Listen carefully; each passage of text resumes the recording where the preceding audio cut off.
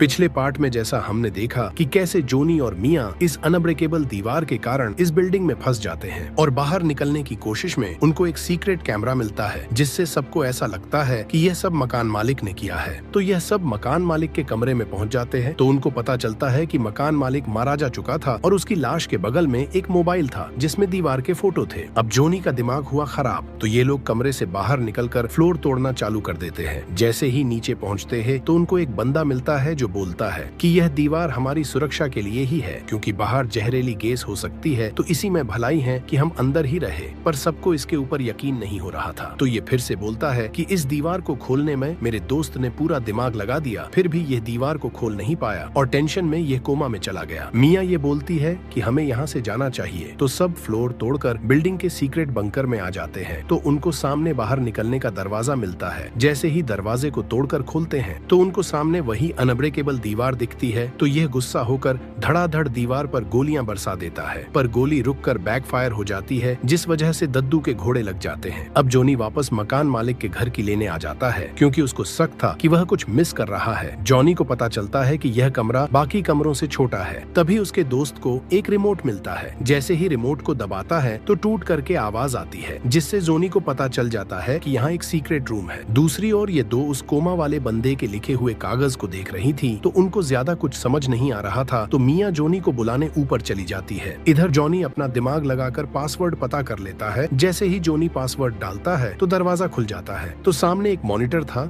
जिसके ऊपर सारे कमरों की सीसीटीवी फुटेज थी। तो जोनी फुटेज में देखता है तो उसको पता चलता है कि उस कोमा वाले बंदे ने दीवार को एक बार खोला था पर उस चोमू ने पीछे खींचकर उसको टपका डाला। जैसे ही ये घोंचू नीचे आता है तो सामने देखता है कि उस लड़की की बराबर से लेने के बाद यह रो रहा था। अचानक ये लोग आपस में लड़ने लग जाते हैं और इस चोमू की बुरी तरीके से पिलाई कर लेने के बाद टेप से बांध देते हैं। अब जॉनी वापस सीसीटीवी फुटेज चेक करने आ जाता है तो उसे पता चलता है कि कोमा वाले लड़के ने कैसे दीवार को खोला होगा। जॉनी को पता चलता है कि कोमा वाले लड़के ने क्यूआर कोड वाली एप्लीकेशन को इंस्टॉल करके दीवार को स्कैन किया था और जॉनी इस प्रकार मोबाइल फोन के अंदर प्रोग्रामिंग करके क्यूआर कोड स्कैन करने वाले एप्लीकेशन को इंस्टॉल कर लेता है और दीवार के पास जाकर जैसे ही दीवार को स्कैन करता है तो दीवार में अजीब प्रकार की हलचल होने लगती है। तो यह माशूका अपना हाथ अंदर डालती है तो बोलती है कि मुझे बहुत मजा आ रहा है। तभी अचानक उसकी गर्म लगने लगता है और उसका हाथ दीवार में फंस जाता है। सब उसको निकालने की कोशिश करते हैं पर वह आधी कट के बाहर आ जाती है तो उसका आशिक बहुत दुखी हो जाता है और वह चोमू हंसने लगा था तो इसको गुस्सा आ जाता है और चोमू को गोलियों से भून देता है और खुद को भी गोली मार देता है। शायद उसको जो चीज चाहिए थी अब नहीं मिलेगी इसलिए वह टपक गया।